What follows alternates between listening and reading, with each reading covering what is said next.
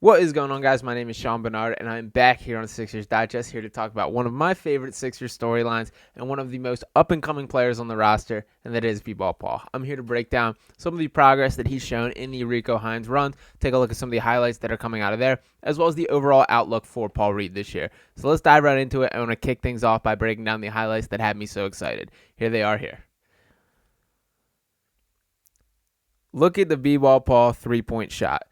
Stretch big, B-Ball Paul, pick and pop, B-Ball Paul, whatever you want to call him. I am excited by that shot here. And even the closeout. Look, this is a normal three-point shot here, and he's gaining the respect. Look at the closeout that he commands in this situation.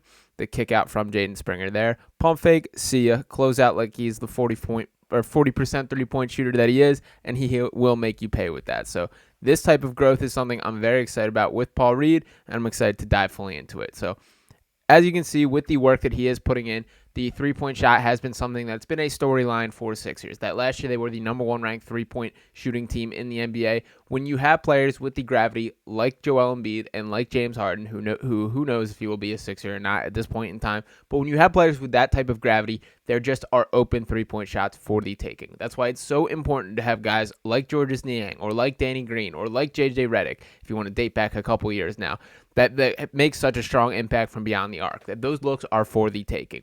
And if Paul Reed can take those steps and become a legitimate three-point shooter, there is shots for him to have. And another reason that I'm so excited is think about the Sixers depth chart and what they are looking at this year. The biggest guy that I want to bring up in this conversation is PJ Tucker. There's a lot of whispers attaching PJ Tucker to the James Harden trade, and Tucker has been pretty on record talking about basically his desire to stick with James Harden. I do want to put it on the table that PJ Tucker is the type of player who is significantly more valuable on a roster with James Harden, and I mean those for a lot of the same reasons as far as the way Harden creates three-point looks for him. So it wouldn't be a surprise if he wants to be paired with him, stick with his guy, all these things. They essentially came to Philadelphia together, not officially because there was the trade for James Harden versus PJ Tucker came in free agency, but it was very clear the money that James Harden sacrificed was set aside for PJ Tucker. So if PJ Tucker is sliding out, there's a open spot at the starting power forward role. Yes, Tobias Harris kind of does the same thing, but he's essentially our wing. And when we're looking at the wing defenders on the Sixers roster, there's not a lot of those either. So there are minutes for the taking, and Paul Reed is a guy who's expected to step up. We know he got the new contract, the 3-year deal, getting paid out the mud officially, and that three-point shot may be the make or break option for what he can do on the floor this year. So I want to start off, I want to dive into a little bit of his stats, what he's proven in the past, and what I believe we're going to see this year. So we'll start things off. I just want to take a look at his overall regular season stats. Not a ton to show for this year. Paul Reed is not a guy who's going to make the biggest impact in the box score. As you can see, last year was the greatest impact that he's had, playing 10.9 minutes per game, 4.2 points, 3.8 rebounds, 0.7 steals, 0.7 blocks, 0.4 assists, and the three-point shots, there simply is just not enough sample size to go off. Throughout his career, he's just not attempted enough. And this is a guy that Sixers fans specifically have been slamming the table, calling for more minutes for Paul Reed. That he is the type of weirdness that Doc Rivers just did not like on a basketball court. And that's another reason that I am so excited by the Nick Nurse hire. Paul Reed is the category of player that Nick Nurse has traditionally gotten more out of. When you look at the Pascal Siakam, the Chris Bouchers, those type of players, I see Paul Reed fitting in a similar mold. He might not be cut from exactly the same cloth as these guys, but I do think that there are areas where he is better and worse. And no, I don't think he's going to be the offensive talent of really either of those two. He might be able to eclipse Chris Boucher. He's not going to get to the Pascal Siakam level, but I do think that there is something about the ability and style of play. And defensively, I think Paul Reed is going to be an absolute monster. In the same way that OG Anunoby has been further unlocked under Nick Nurse's tenure, I think Paul Reed could truly take that leap. A thing that I did want to take a look at here is, once again, here are the regular season stats. The greatest impact by Paul Reed has been in the playoffs. So I wanted to compare the playoff stats side by side, and it should not be overlooked that he makes more of an impact come postseason. So you can see the 10.9 minutes per game last year in the regular season. That bumped up to 14.3 minutes per game in the playoffs. And the same thing if you want to compare the minutes, I'm going to flash back to the regular season in 2021 to 2022. So in the regular season, 7.9 minutes per game, and 11.7 minutes per game in the playoffs. But last year, specifically in the playoffs, averaged 4.6 points, 5.5 rebounds, 0.5 steals, 0.6 assists, 0.4 blocks. Again, he's not a guy that is going to do the bulk of his work in the box score, but having those type of minutes is a huge thing. And we know what a massive problem that backup center has been for the Sixers. throughout the Joel Embiid era, we have seen all the corpses of former standout centers that have just not survived, whether it be the Amir Johnson, the Dwight Howard, the list goes on and on. Boban Marjanovic. You can swing whoever you want in this conversation. It feels like the Sixers have tried out everybody. DeAndre Jordan did not work. The solution to all of this has been Paul Reed, that he's been the guy that steps in and makes an impact. And the reason that I think Paul Reed specifically is cut out for this role is it feels like every time the Sixers have tried to find an adequate Joel Embiid center, is they essentially find a guy that is just a worse version of Joel Embiid. Andre Drummond's probably the greatest example as far as a guy that made a positive impact, but he was still cut from that same stylistic mold of just a guy that is a worse version of Joel Embiid. Yes, Andre Drummond's an elite rebounder and honestly for sure is the best minutes outside of Paul Reed, I would argue. But when you go through the thought process of plugging and playing in a guy, Joel Embiid is one of the most premier talents in the entire sport of basketball. He's a guy that can create his own shot. He's the offensive nucleus when the Sixers are cooking. He's a guy that everyone plays off. He's one of the rare breeds that still can be effective out of the post, in the mid-range, all these things that have traditionally become bad shots when it comes to basketball and NBA basketball, that is where Embiid is effective. So having a guy kind of filling a similar role and being that significant part of an offense just is not going to work. And that's why the on-off splits are always as drastic as they are. In come Paul Reed. Paul Reed is not Joel Embiid by any means, and that is a good thing. And what I mean by that is because he's a different style of player, a different category of player, and he provides a new look to the Sixers when he is on the floor. He brings hustle, he brings effort, he brings switchability. He's a guy that can guard guards on the perimeter as well as stand up and protect the rim. He is a defensive monster, a guy that plays with 100% on his motor every single second that he's on the floor. And these are things that the way that switchability onto guards is the biggest thing, because the Sixers run a ton of drop coverage with Joel Embiid. He's a guy, while he can do it, Joel Embiid can switch onto the perimeter and guard guards. That's not his strong suit by any means. And he's a player that is much more comfortable protecting the rim, being by the basket, and using his size, his frame, his shot blocking instincts.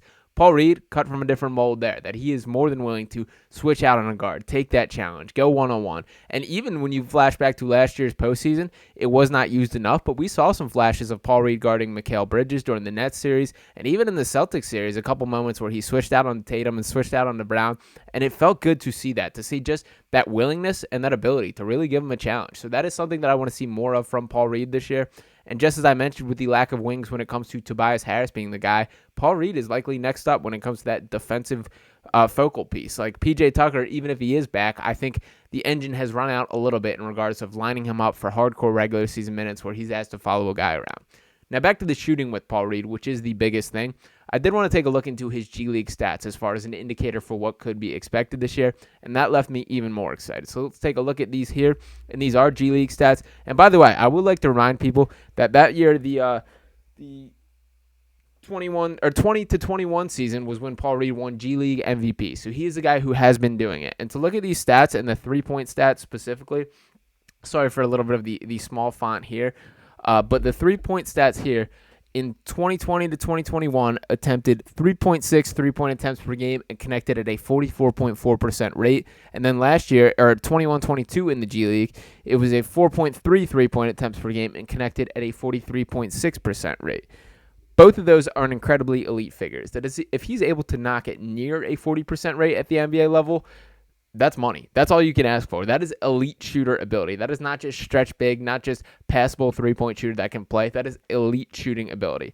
Now, is this a direct translation? Probably not. There's probably not a world where Paul Reed is getting 4.3 attempts from beyond the 3-point arc on a nightly basis. He's probably going to be tested. Maybe the best case scenario that I see is probably like 2 3-pointers a game for him to start at least. And you know what? I'm okay with that as well. But it's kind of one of those things where psychologically, from both Paul Reed's perspective and the defense's perspective, that if he starts making those first couple, the game changes. It changes based on Paul Reed's confidence, how it can create. We can have moments like him attacking a guy off the dribble like we saw in that. And defensively, it forces them to pay attention to Paul Reed. That if now that is a guy that they have circled, that they have to chase out to the perimeter, it makes it harder to double Joel Embiid, or makes it harder to have help defense on Tyrese Maxey when he gets the ball, things like that.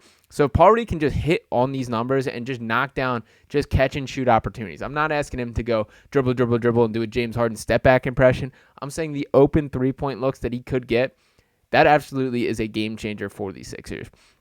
And the bottom line is The rim is the exact same height in the G League and the NBA. I get it. It's lower pressure. He was asked to be the man down in the G League in a way that he probably never will for the Sixers. It was very fun to watch him in those settings of him, creating his own shot, attacking guys off dribble, all those things. And it's also cool to see that he does have that ability. I think that gets lost sometimes in a lot of these NBA players is you look at a guy like, for example, Mike Scott, who's doing his thing overseas. It was cool watching those clips and being like, wow, okay, Mike Scott really can take guys off dribble, do this, because NBA players get thrown into such niche categories, like these 3-and-D guys, these guys that are just shooters, catch and shooters, things like that, or just point guards, just big man, guys that are just there to screen and catch lobs, things like that. For the most part, just about every single one of these NBA players is in the league for a reason, that they have this advanced basketball ability that very few on the planet can touch. That is a little bit similar to Paul Reed here, that when he gets the opportunity, when he can let the weirdness out a little bit and just let his game play, that there's more to him than people expect. This is going to be a little bit of a brick-by-brick thing that I expect a little and little more to be put on Paul Reed's plate. That all starts with him knocking down these three-pointers.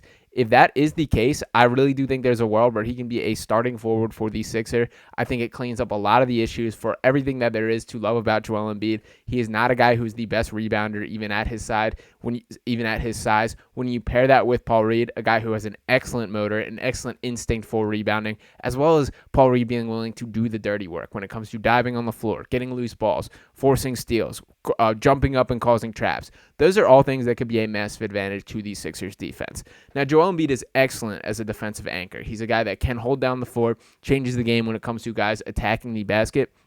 When you surround that with high-level perimeter defenders, which I think Paul Reed has every world of being, as well as bringing that additional rim protection, maybe on plays where Joel is switched out and things like that, it does kind of lead to a more diverse defense for the Sixers to offer and something that could ultimately raise the ceiling of this team.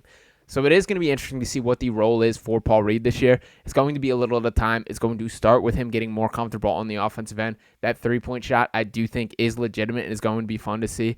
I know the form may look weird. I know it's not exactly what people hope for, but just look at the comfortability in him, the confidence that he has taking that. If this can continue, if he can walk into open three-pointers and take shots like that, it's scary scenes for the league. So I'm excited to see this for Paul Reed. Let me know your thoughts. Let me know your love for B-Ball Paul. He personally is very much a fan favorite of mine. This is a guy that, as a Sixers fan, as a follower of the team, that I have written articles, screamed, pounded the table, saying how this guy deserves playing time, back to the point where it was no need for the Paul Reed victory tour and that whole story with Doc Rivers. There was plenty of moments like that. So it feels good to be right and starting to see the signs of progress with this guy. I think it's only the beginning. I think he's going to be a huge part of the Sixers team this year, and clearly by the contract and the years that he still has to go, I think he's going to be a huge part of the franchise moving forward as well. So appreciate you guys for tuning in. Make sure to drop a like on this video, drop a comment, let me know your thoughts, and make sure that you guys subscribe. Right now, 95% of you guys watching this video have not subscribed yet.